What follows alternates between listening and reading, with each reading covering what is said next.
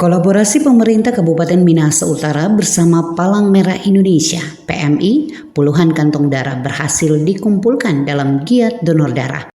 Kegiatan ini dalam rangka Hari Donor Darah Sedunia serta menjaga stok kantong darah di daerah.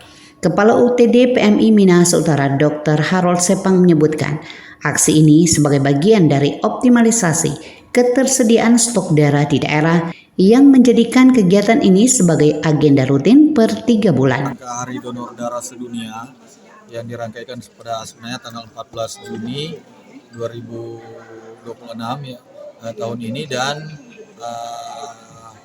kolaborasi dengan pemerintah Kabupaten Minahasa Utara yang secara rutin melaksanakan donor darah per 3 bulan.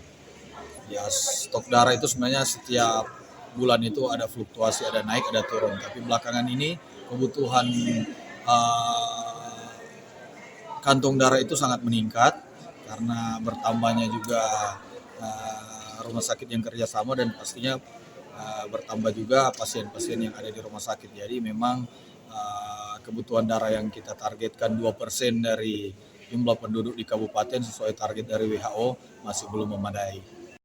Lewat giat donor darah ini, Pemkab dan PMI Minahasa Utara berharap masyarakat akan lebih peka dan terpanggil untuk terlibat langsung dalam giat-giat kemanusiaan, sehingga bisa menjadi bagian dari kepedulian terhadap saudara-saudara yang membutuhkan transfusi darah, yang otomatis memberikan harapan hidup bagi mereka yang membutuhkan. Diana Masih, RRI terus mengudara untuk Indonesia.